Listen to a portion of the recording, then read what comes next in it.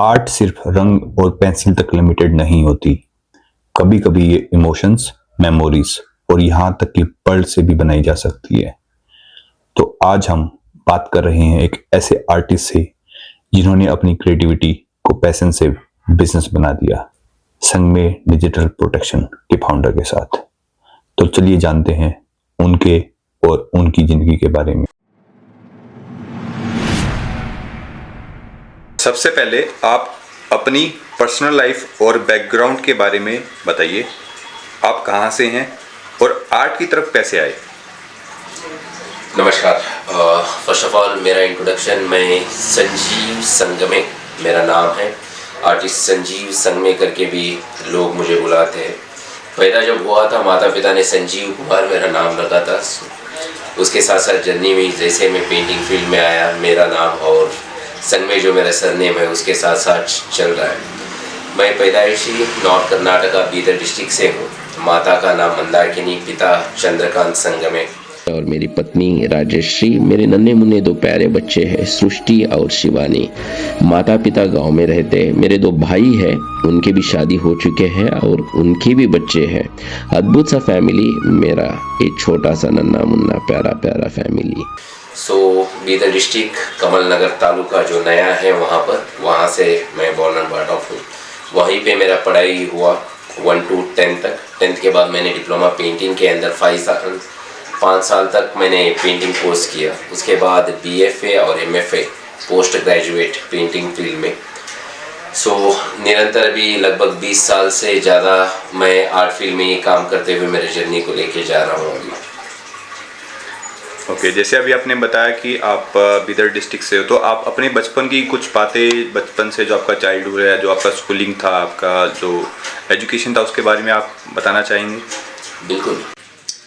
जो होता ये है कि जब बचपन यानी कि आप लगभग 20 साल का मेरा आर्ट जर्नी और उससे पीछे अगर हम 15 से 16-17 साल पीछे जब चले जाएंगे, मेरा उम्र लगभग अभी 42 ईयर है। तो फिर एज ऑफ 4 या 5 से ही शुरू होता है कि पहले हम जब पढ़ाई कर रहे थे उस वक्त गवर्नमेंट स्कूल, ना ऊपर छत रहते थे, ना खिड़की, ना दरवाजे। टीचर्स तो थे, गुरु के सामने नतमस्तक होकर हम पढ़ाई करना ये हमारा सौभाग्य की बात है। आज के गुरु में और तब के टीचर्स में अंतर जमीन आसमान का हर किसी को पता है। जो जनरेशन मेरे साथ साथ पैदा होके जो मेरे साथ निभाए हुए लोग हैं, लगभग आप सोच सकते हो कि 35 साल पहले का कैसा था माहौल विलेज में। उसी के दौरान मैं पढ़ाई करते करते करते जब चल रहे थे, छोटा सा एक मेरे पापा का दुकान था गांव पे, उनके साथ साथ मैं काम पे भी रहता था। अचानक हुआ ये कि बोर्ड एग्जाम थे। मैं 7th स्टैंडर्ड फेल हो चुका था एग्जाम्स में, बोर्ड एग्जाम थे। मेरा मैथ्स टीचर थी, कुछ कहा था तो फिर मैंने क्वेश्चन पेपर लेके ऐसे ही कूद के विंडो से भाग गया था। फिर वहाँ पे 2 अंडे मिले थे मुझे मैथ्स में। उसके बाद हुआ ऐसे कि 7th मुझे रिपीट बैठना पड़ा। एक बच्चा मेरे से बेहतर कोई आर्ट करने वाला था वहाँ, तो उन्हें देख के मुझे लगता था कि क्यों मैं उससे बेहतर नहीं कर सकता। ये जुनून था मेरे अंदर। जैसे कि अभी बच्चा अगर फेल होता है तो मेंटली डिप्रेस भी होता है कि मैं इन्हीं बच्चों के साथ कैसे पीछे बैठ के कर रहा हूँ करके। उसके साथ साथ एक चीज़ मोटिवेट करता था कि मुझे वो बंदा मेरे से बेहतर आर्ट कर रहा है, उससे मैं अच्छा कैसे करूँ। तो वो सोच के मुझे होता था। और जब हम बाल्यावस्था में थे तब एक महान टेलीविजन सीरियल शक्तिमान जो मुकेश खन्ना का आता था, वो जो भी एपिसोड देखते थे उसके अंदर शक्तिमान के कुछ रोल्स हम वही कागज जो मिलते थे उसी के ऊपर कलम लेके हम चित्र बनाते हुए निकले। सफ़र जब चलता रहा, माता को और पिता को लगा कि बच्चा बढ़ते बढ़ते आर्ट में दिलचस्पी ज़्यादा दिखा रहा है।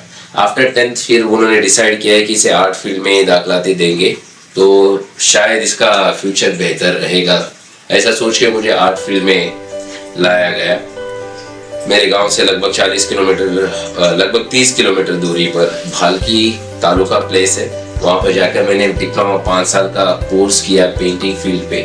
उसके बाद मैं बैंगलोर आया। बैंगलोर आने के बाद कुछ लोगों ने ऐसा मुझे बताया कि सर्टिफिकेशन ऐसा होता है तो बेहतर होता है। वो सोच के मैंने करस्पॉन्डेंस में मेरा BFA और MFA कंप्लीट किया।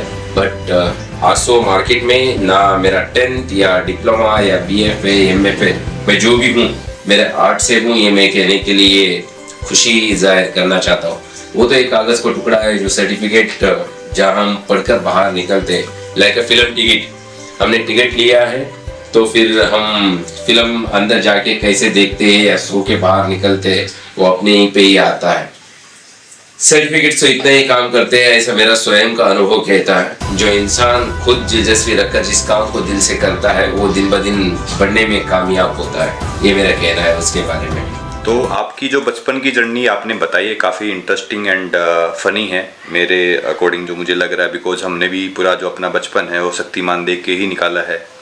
तो बट अभी जो ऐसे आपकी जो जर्नी आपने बताई है एंड आपका जो जो इंटरेस्ट था वो आर्ट की तरफ गया, तो यहाँ से आप कैरिकेचर और पोर्ट्रेट आर्ट में आपका इंटरेस्ट कैसे डेवलप हुआ? ये बहुत ही अच्छा सवाल आपका। जैसे कि मैंने आर्ट फील्ड में आने के बाद कुछ साल तो मेरे कॉर्पोरेट इंडस्ट्री में चले गए, जहाँ पे मैं काम करता था स्टार्टिंग बेस में। उसके साथ साथ मेरे फ्रीलांसिंग वर्क भी चलते थे इंडस्ट्री में। ऐसा नहीं कि मैंने स्टार्टिंग में गांव से बेंगलोर आया और मेरा स्टार्टअप शुरू किया, ऐसा तो हुआ नहीं। जब स्टार्टिंग आया तो कॉर्पोरेट इंडस्ट्री में जो कार्टून एनिमेशंस आते थे उन चीज़ों पे मैंने बहुत सारे काम किए। बाल हनुमान एक मूवी आया है, उसके लिए मेरा डायरेक्शन का काम भी रहा है उस मूवी के अंदर।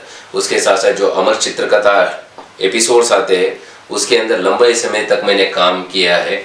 जो ई लर्निंग प्रोसेस काम होता है उसके अंदर बहुत सारी वीडियोस हमने बनाए हैं एनिमेशन में। Completely 2D animation, character animation करने में हमने बहुत सारा समय लगाया है। वहाँ पर होता ये था, मेरे कुछ सीनियर्स थे जो कैरिकेचर को बहुत ही बेहतर बनाते थे, और उसके साथ साथ मैं जब फ्रीलांसिंग काम करता था बहुत सारे अपॉर्चुनिटीज ऐसे भी मिलते थे जहाँ पे पोर्ट्रेट्स करने जाता था। क्या सर मुझे हास्यास्पद कुछ कार्टून्स बना के दोगे? जब लोग ऐसे जिज्ञासा पूछते थे तो फिर उस बंदे से मैं इंस्पायर होकर कार्टून्स करने शुरू किया।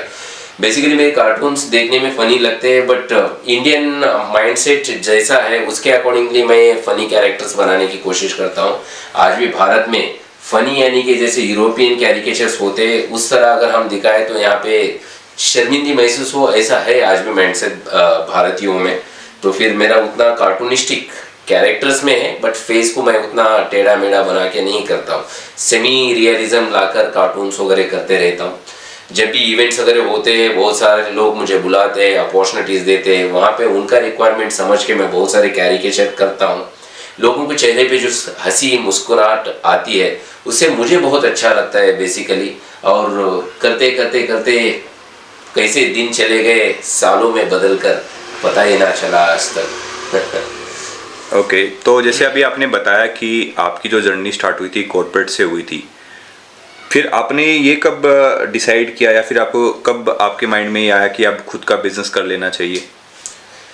सोचा तो कभी ये नहीं था कि खुद का बिजनेस तब्दील होगा। जब चीज़ें आर्ट मेरे लिए पैशन है, चीज़ों को मैं करता गया, लोग सराहना देते गए। उसके बाद उसके साथ साथ जब दौलत भी आने लगती है, माँ सरस्वती के साथ जब लक्ष्मी विराजमान होती है तो फिर इंसान को सोने पे सुहागा जैसे मिला वैसे ही हो जाएगा। जब इंडस्ट्री में लोग मेरे काम को सराहना देते लगे, लोगों को अच्छा महसूस होते लगा, मुझे कॉन्फिडेंस आते लगा। अब मैं कॉर्पोरेट में काम करने के लिए उनके एक सर्कल में उससे बाहर निकल के कुछ बेहतर और भी कर सकता हूँ। जब महसूस हुआ तो धीरे धीरे मैं बाहर निकलते गया।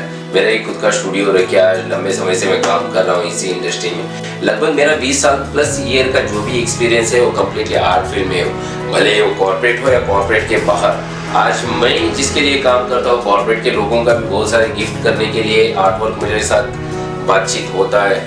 मैंने एक कॉर्पोरेट कंपनी को लगभग 300 या 400 तक पोर्ट्रेट्स वन टाइम में करके हमने दिए हैं हमारे स्टूडियो से।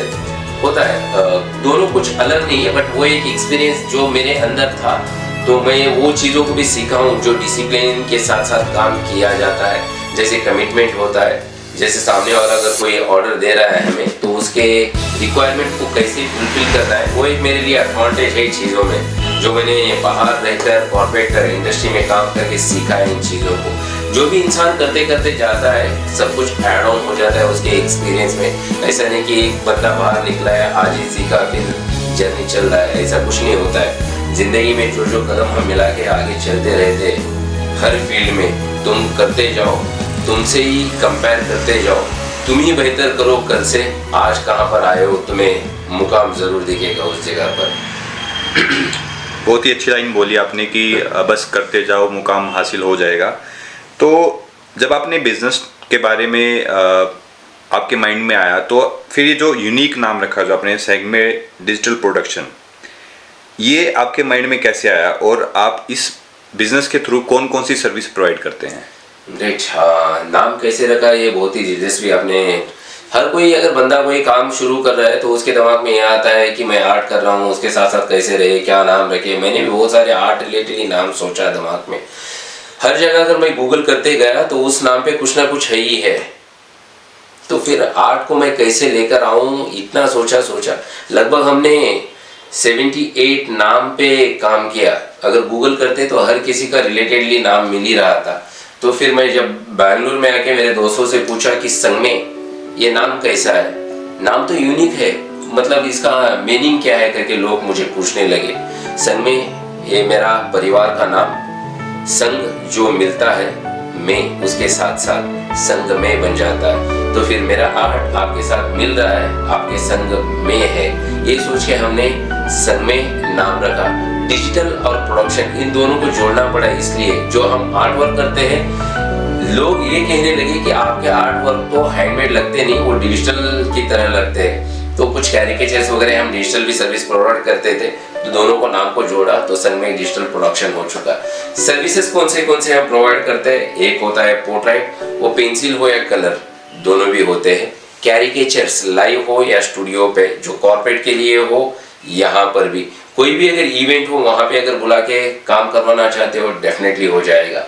लाइव पेंटिंग करने के लिए जहाँ पे भी शुभ समारंभ होते हैं, किसी को अगर सरप्राइजली उन्हें पता नहीं, आपने डायरेक्टली मुझे अप्रोच किया, वहाँ पर जाके एग्जाम्पल देता हूँ कि शादी है किसी का, आपने मुझे बुलाया है कि वहाँ का माहौल जो है एटमॉस्फेयर कैप्चर करके एक पेंटिंग बना के सरप्राइजली उसी दिन उन्हीं बंदों के सामने अगर वो पेंटिंग जाता है तो बहुत ही वाव फील होता है वहाँ पे। तीसरा, चौथा, पांचवा, ऐसे ही करते करते बहुत सारी चीज़ों पे हम काम करते गए। जैसे कि ग्लिटर आर्ट होता है, पोर्ट्रेट होता है, गम डाल के वहाँ पे हमने पोर्ट्रेट रेडी किया है, फिर स्पार्कल ला के उसके ऊपर उछालेंगे, कैरेक्टर बाहर निकलेगा, ये भी हम करते हैं। कैरिकेचर के बारे में मैंने बता ही दिया आपको, लोगो डिजाइनिंग होता है मेरे स्टूडियो पे। ऐसे ही जो मैं ये काम नहीं करता हूँ करके किसी क्लाइंट को कहता नहीं हूँ, और उससे अद्भुत बड़े बड़े अगर मुझे वॉल आर्ट करने की अपॉर्चुनिटीज मिलते हैं वो भी लेता हूँ, वो बैंगलोर में हो या बैंगलोर के बाहर। रिसेंटली हमने एक प्रोजेक्ट कंप्लीट किया पंजाब जालंधर में, मोर देन 7000 स्क्वायर फीट एक गेमिंग सेटअप था। पूरा उनका कॉन्सेप्ट हमने रेडी करके पूरा सेटअप रेडी करके दिए। जितने भी बड़े काम आए हम उसके लिए चैलेंजेस लेके करने के लिए रेडी होते हैं। बैंगलोर में metro pillars 72 pillars 80 time with in 3 month के अंदर हमने कंप्लीट किया है, वो भी है रिकॉर्ड हमारे अंदर। मेरे साथ साथ बहुत सारे लोग फ्रीलांसर है और मेरे साथ टीम भी काम करता है। जितने भी बड़े प्रोजेक्ट बाहर से है वो लेने के लिए हम सक्षम है। स्टूडियो पे अगर हाँ आप काम देना चाहते हो, वन मैन आर्मी मैं ही हूँ। जो काम आप देखते हो वही क्वालिटी 100% मिलेगा। जब वॉल आर्ट की बात आता है, लार्ज स्केल में होता है, वहाँ पे टीम वर्क लेके ही काम करना पड़ता है। इसके लिए मैं इंटरेस्टेड हूँ, उसके लिए 4 लोगों को काम देने के लिए इंटरेस्टेड हूँ। इसलिए सब कुछ काम जो भी आप देते हो, जहाँ पे बाहर कहीं ना हुआ हो, रिस्टोरेशन करने के लिए किस तरह का भी आर्ट, वो मुझे दे दो, 100% मैं देने के लिए दावा करूँगा आपको। अभी जो आपने इतने सारे आपके जो आर्ट्स बताए हैं, काफ़ी सारी तो हमने पहली बार ही सुने हैं, तो उसमें से कोई यूनिक है जो आपका कि ये एक स्पेशल पहचान दिलाता है आपके और आपके काम को? ग्रेट, बहुत ही अच्छा प्यारा सवाल आपका। मैंने ब्लड आर्ट के बारे में आपने कुछ बताया ही नहीं।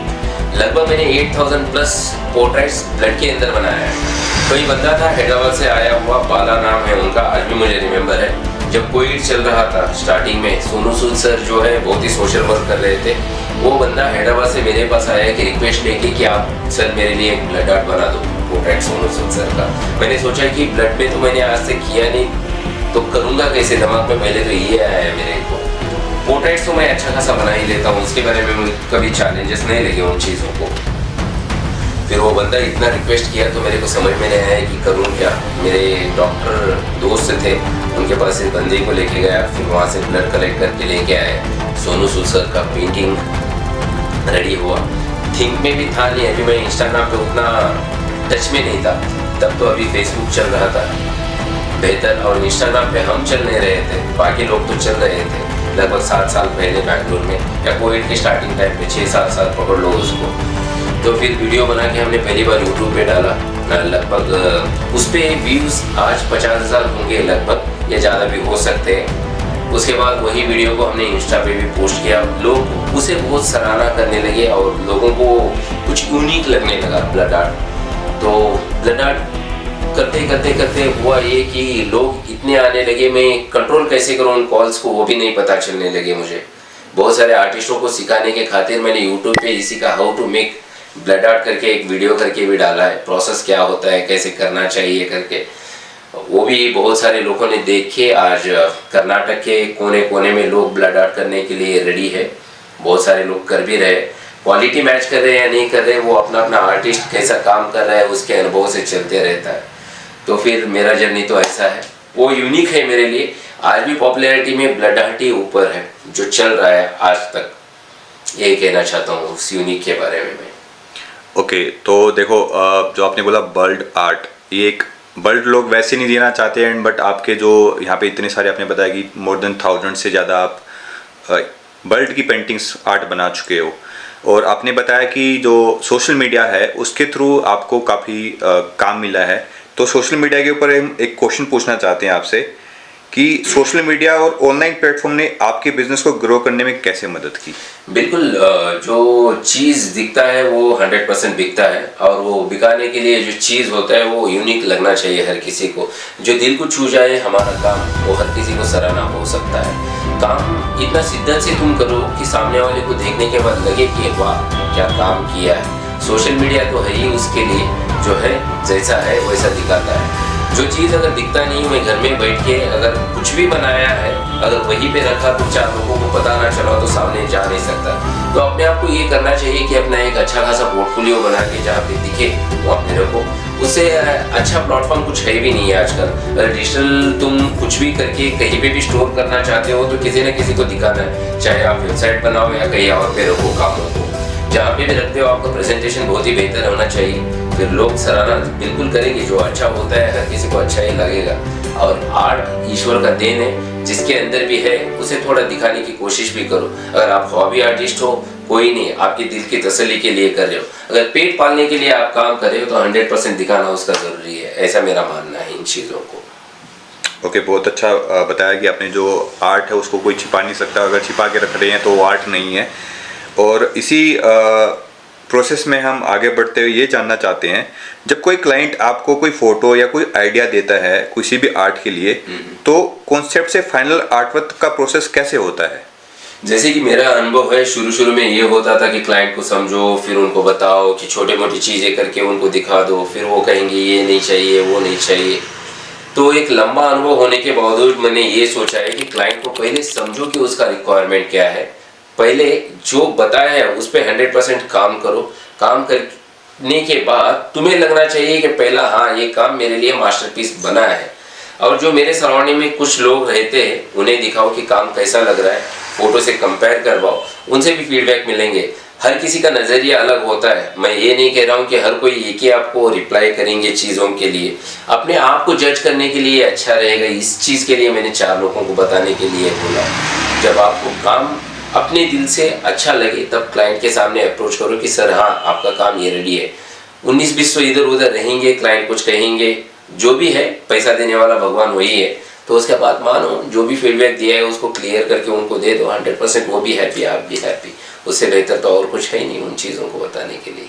बहुत ही अच्छी बात बोली आपने कि जब सामने वाला इंसान जो आपको काम दे रहा अगर वो खुश है तो हम खुश हैं। तो जब लोगों के इमोशंस को कैप्चर करना होता है तो उसका एक्सपीरियंस कैसा होता है आपके लिए? देखो, जब हम काम 100% करके जब सामने वाले को दे रहे हैं, उसकी आंखों में जो खुशी नज़र आती है उसे शब्दों में बयां करना बहुत ही मुश्किल है, क्योंकि उसके दिल के धड़कनों को छू जाती है जब बातें। तो समटाइम तो इतनी मैंने आर्टवर्क किए, माता पिता या दोनों अलग अलग फ़ोटो थे सामने लाने के, या बच्चों के साथ साथ माँ बाप को मिलाया।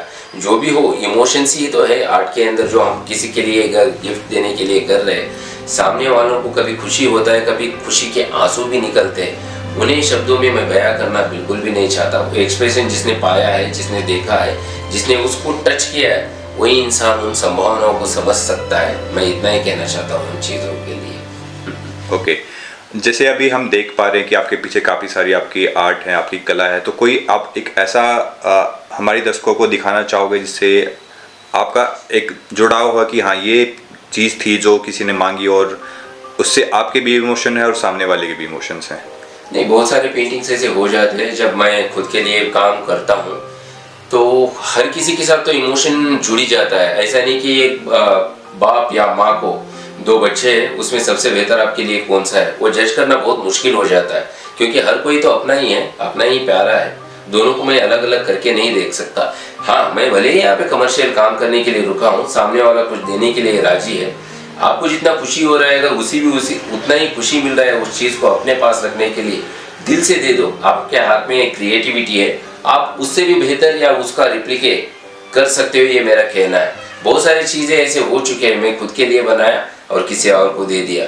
हम जीते ही इसलिए है कि किसी और को फुलफिल कर रहे हैं, वो और हमारे फुलफिल करने के लिए उनका हमारा जो भी नीड है वो कुछ ना कुछ दे के ही तो हमें सेटिस्फाई कर रहे हैं।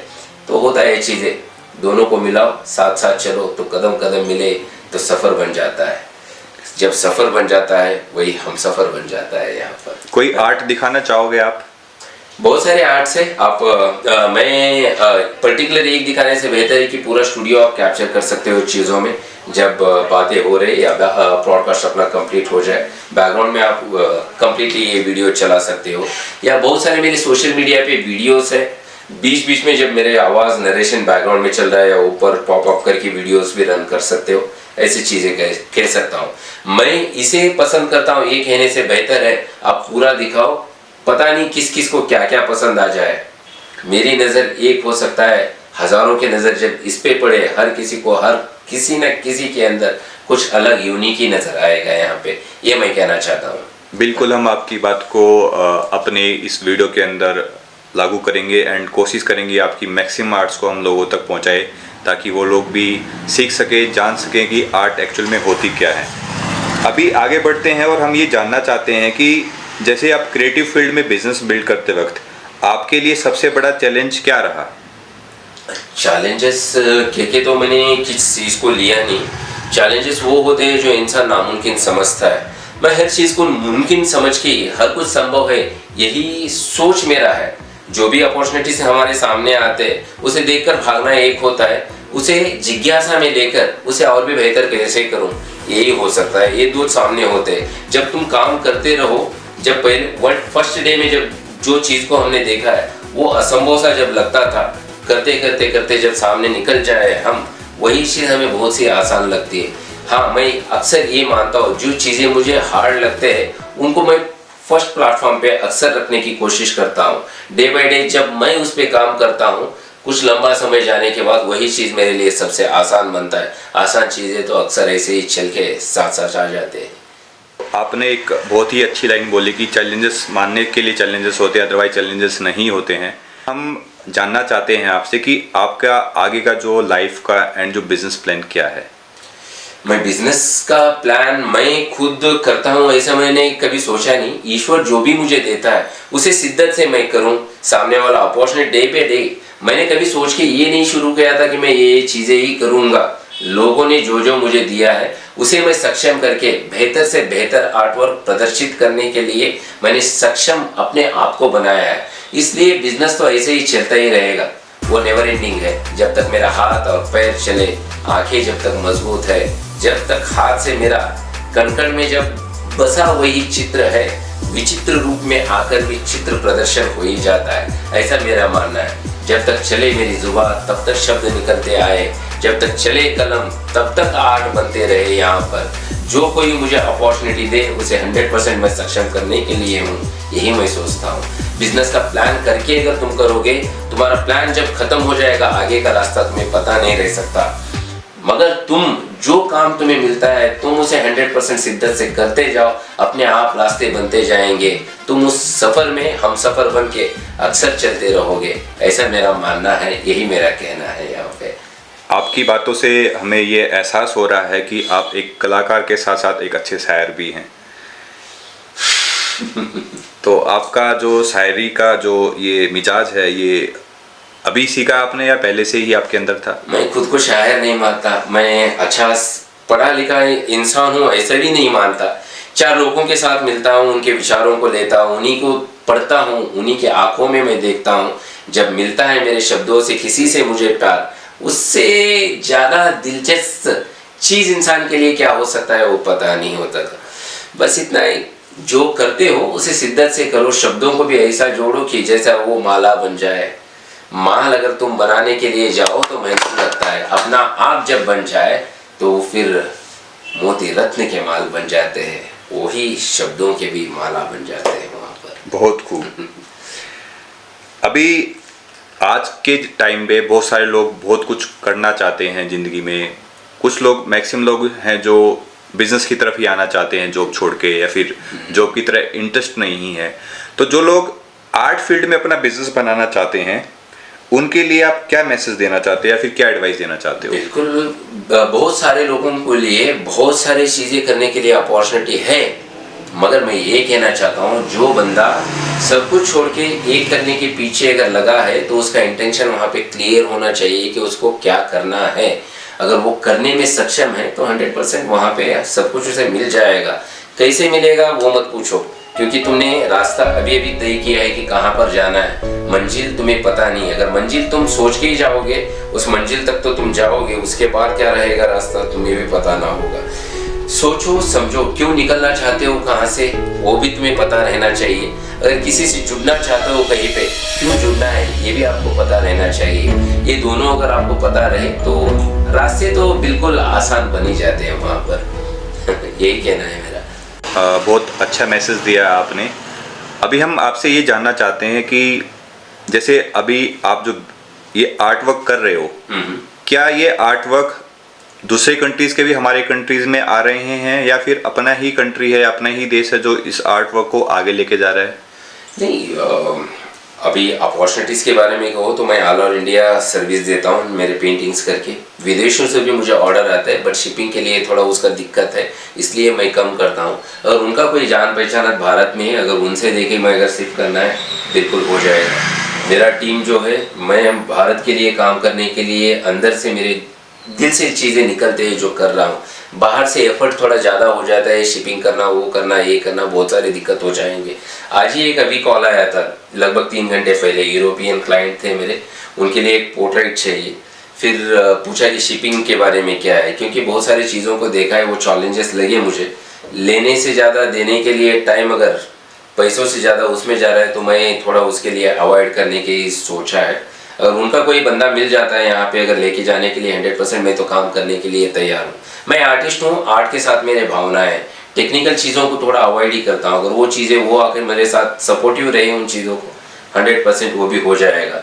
पता नहीं, आज ऐसा कह रहा हूँ, कल के दिन मेरा स्टूडियो और भी बड़ा बनने वाला है कुछ ही दिनों में। उसके लिए भी हमने बहुत सारा, जितना चाहिए मुझे उतना जगह देख चुका हूँ। उसमें 1 2 3 फ्लोर्स मेरा एक जगह पे आर्ट गैलरी रहेगा, वर्क स्पेस रहेगा। कहीं पे मैं कुछ लोगों को अगर जो सीखने के लिए दिलचस्पी है लोग, उनको भी इकट्ठा करने वाला हूँ। पता नहीं कब करूँगा, बट जल्द से जल्द हो जाएगा। ये ईश्वर का कृपा है, जब जगह लिया है तो फिर कंस्ट्रक्शन होना कोई बड़ी बात नहीं उस चीज़ों के लिए।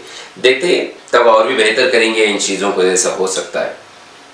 ओके, जैसे अभी एक क्वेश्चन और है, एआई का ज़माना चल रहा है एंड एआई इतना ज़्यादा हो चुका कि पता ही नहीं चल रहा कि ये चीज़ रियल है या हाथ से बनाई हुई है या फिर एआई से बनाई हुई है। जैसे आपने बोला कि आपकी जो आर्ट है वो फोटो और आर्ट में कोई डिफरेंस नहीं कर पाता है, वैसे ही एआई की वजह से लोग पता ही नहीं कर पाते हैं कि ये रियल है या फिर एआई के द्वारा बनाई गई है।